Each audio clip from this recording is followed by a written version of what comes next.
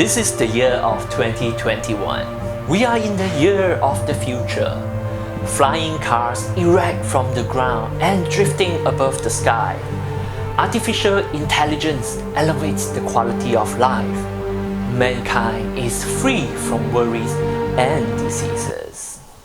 Except, you mean bigger. Join me in this new series as we will find out why cars are not flying in Malaysia. We'll be talking about the electric car scenes and trends all around the world, and most importantly, what is going on with the Malaysia EV scenes. Before diving into this topic, hello guys, welcome to the Cool Car Guys.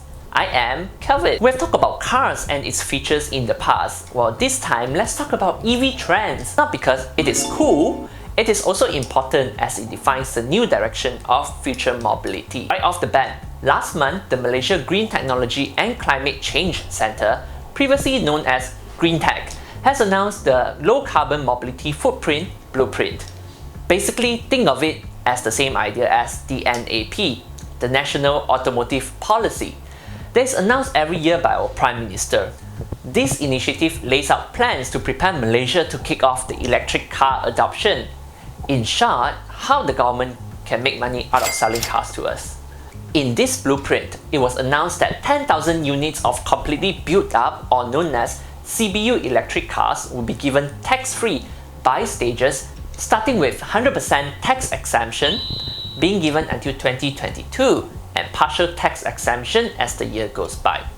Besides, the government did not overlook the plug-in hybrid electric vehicle, also known as PHEV. The qualified plug-in hybrid electric vehicle will be enjoying 100% tax exemptions and partial tax exemption as the year goes by. Oh my god! There's also an initiative to install 7,000 units of AC public charging points and 500 DC charging points, calling for the installation of a fast charger every 100 km at an R&R stop along the highway. Does this whole initiative sound familiar?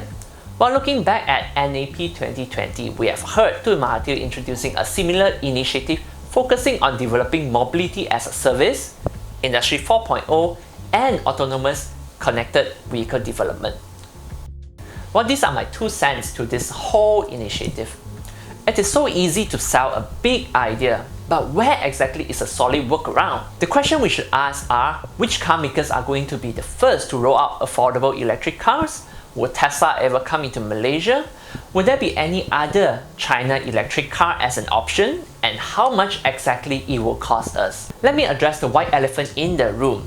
I think the whole initiative sounds more like, my neighbor country has it lah, I also want to have it. Let's talk about our neighbor country, Thailand.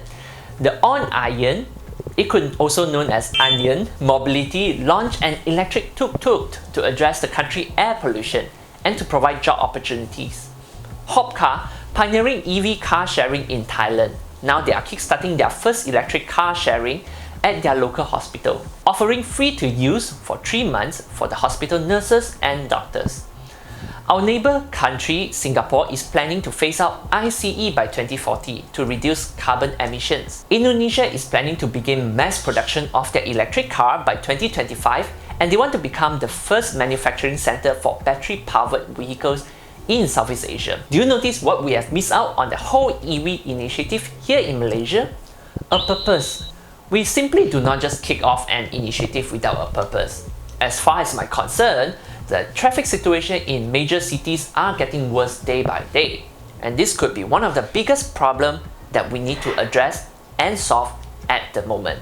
I think the way to go about the electric car adoption is to make little baby steps one at a time.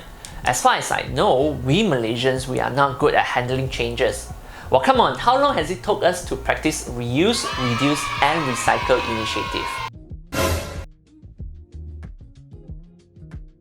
See my point here? So my sincere message to our future leaders, car makers, please lay out your plans in the best interest of the buyers, which is us, and offer us alternatives. For example, you can have electric buses, electric scooters, so we can understand and acknowledge the importance of electrification at a lower cost, and slowly buy in the idea of owning an electric car. What is the future, you may ask me? I think the future is bright, but we should not be complacent. The electric car initiative is an ongoing process. It is a long journey. We need to understand why renewable energy is the way into the future, and to understand how electrification can make the world more inclusive. 20 years ago, Malaysia was once the biggest exporter of crude oil and fossil fuel.